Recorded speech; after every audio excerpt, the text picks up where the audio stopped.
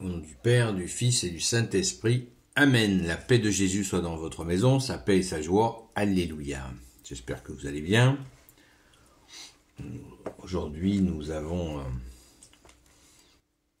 un moment extraordinaire, merci Jésus, qui est la transfiguration. Il s'agit donc du Saint-Évangile selon saint Luc, chapitre 9, versets 28 à 36. Que ta parole, ô Jésus, rentre dans mon esprit, que ma bouche proclame ta parole et que mon cœur l'accueille. Amen. 8 jours après ces paroles, Jésus prit avec lui Pierre, Jean et Jacques. Il gravit la montagne pour prier. Pendant qu'il priait, son visage changea d'aspect et son vêtement devint d'une blancheur éblouissante. Voici que 2 hommes parlaient avec lui. C'étaient Moïse et Élie.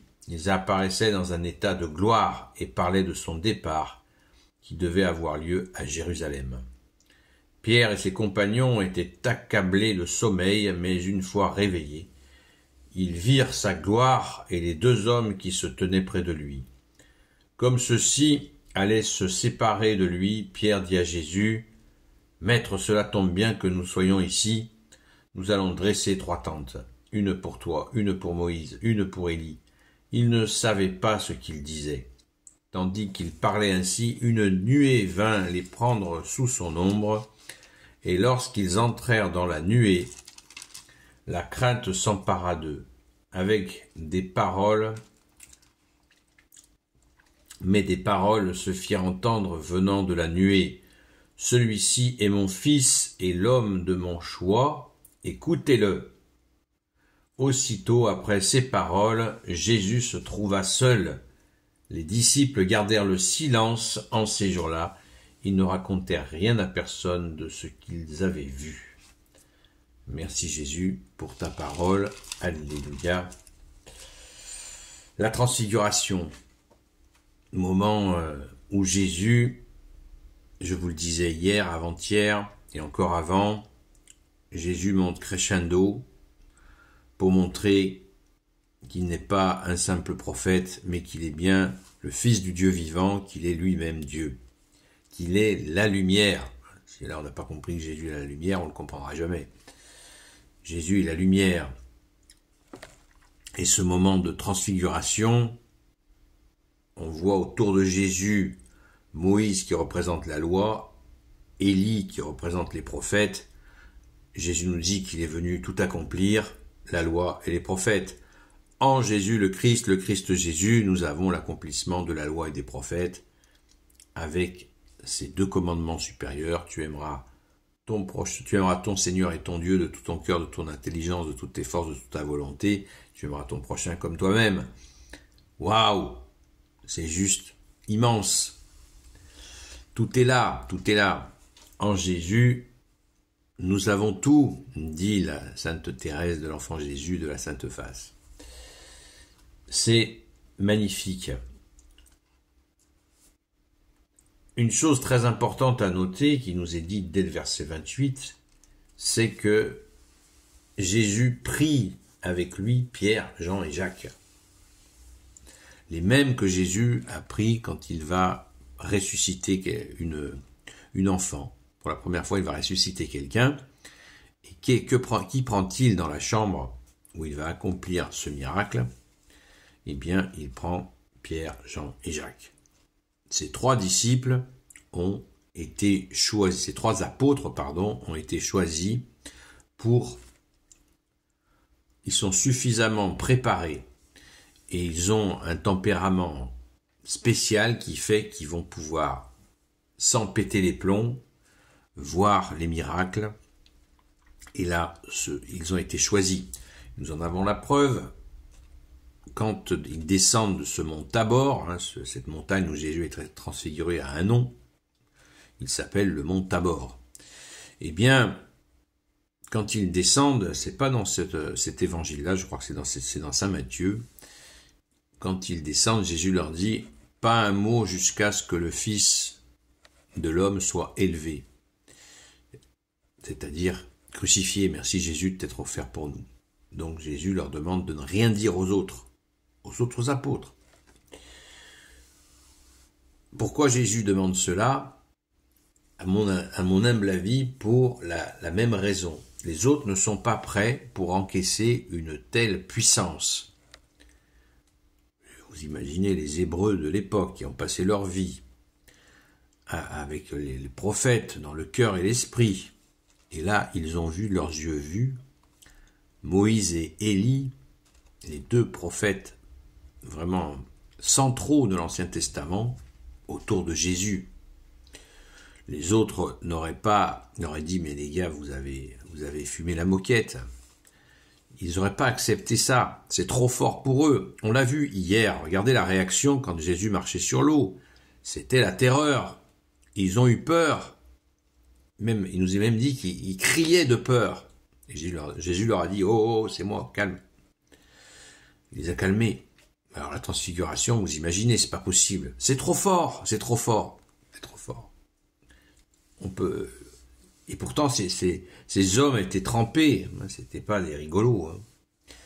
Jésus les a choisis. C'était pas des rigolos. Eh bien, c'est ces trois-là qui ont été choisis. C'est merveilleux. Alors, bien sûr, on ne peut que noter que le Père intervient exactement comme pour le baptême de Saint Jean-Baptiste. Quand Jésus va se faire baptiser par Saint Jean-Baptiste, malgré qu'il n'ait pas besoin de baptême, c'était bien plus pour révéler la Sainte Trinité, puisque le Père s'est exprimé, une voix du ciel se fait entendre, et elle dit, celui-là est mon fils, écoutez-le, en lui est toute ma confiance. Et là, le Père dit lui-même, celui-ci est mon fils, et l'homme de mon choix, écoutez-la, voilà, est mon fils. Jésus est la deuxième personne de la Sainte Trinité, il est Dieu, c'est son fils, il était là avant même la fondation du monde, et l'homme de mon choix, Dieu qui s'est fait homme, vous voyez, cette précision est uniquement dans Saint Luc, il me semble. Sauf erreur de ma part, c'est très très important. Et l'homme de mon choix, il est Dieu qui s'est fait homme, et le Père le manifeste. Donc, ce moment de divinité de Jésus, eh bien, si on vous dit que Jésus n'est pas Dieu, eh bien là, s'il n'est pas Dieu dans ce récit, qui est-il ? Qui est-il ? Même le Père reconnaît son Fils à ce moment-là, et c'est encore une manifestation donc de la Sainte Trinité, du Père, du Fils et du Saint-Esprit, parce que nous c'est parlé d'une nuée. Mais si le Père est là, si le Fils est là, l'Esprit Saint est là, puisque la relation entre le Père et le Fils, c'est l'Esprit Saint. Alléluia, rendons grâce les amis, c'est un grand moment que nous venons de partager, la transfiguration. Vous imaginez Jésus, le visage plus blanc que la neige. Eh bien, il y a des grands saints qui ont été transfigurés, les amis. Pas de la même manière que Jésus, puisque là, Jésus a été transfiguré entièrement de la tête aux pieds. Il est devenu pure lumière. Et nous avons fêté avant-hier Saint Jean-Marie Vianney, qui a été transfiguré au moins 2 fois, de visage. Les visages transfigurés de saints, ce n'est pas systématique, mais ça a bien existé. Donc, on se rend compte quel bonheur, quelle grâce ont eu ces saints. Et s'ils l'ont eu, c'est bien que ils le méritaient, évidemment, parce qu'ils ont eu un parcours exceptionnel. Jésus transfiguré, ça ne peut que nous donner une joie immense, parce que on est au chapitre 9 de Saint Luc. Je rejoins toujours mon évaluation de là où on en est. Combien de chapitres de Saint Luc ? 24 chapitres. Et là, on est au chapitre 9, vous voyez. On est à la moitié, on n'est même pas à la moitié, on est au tiers de l'évangile selon Saint Luc. Et déjà, Jésus, crescendo, commence à taper très fort pour que Jésus sait qu'il a peu de temps, 3 ans, c'est très court, pour vraiment, je reviens à ce mot, galvaniser les apôtres. C'est très important. Saint Jacques et Saint Jean, donc Saint Pierre, on en a parlé. Saint Pierre, il dit vraiment des trucs à tort et à travers, tellement il est choqué. On ne voit pas de... Saint Jacques et Saint Jean ne disent rien dans cette séquence. Et Jésus avait nommé Saint Jacques Boanerges, ce qui veut dire le fils du tonnerre. Vous voyez, encore un signe des apôtres. Saint Jean, j'en parle pas, puisque lui, c'était le disciple préféré de Jésus. Donc Saint Pierre, lui, choisi pour bâtir l'église.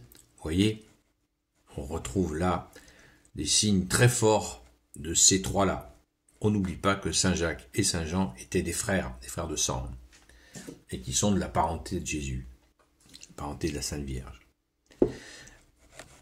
Loué sois-tu, Jésus. Nous sommes vraiment dans cette joie immense de voir ta gloire. Alléluia.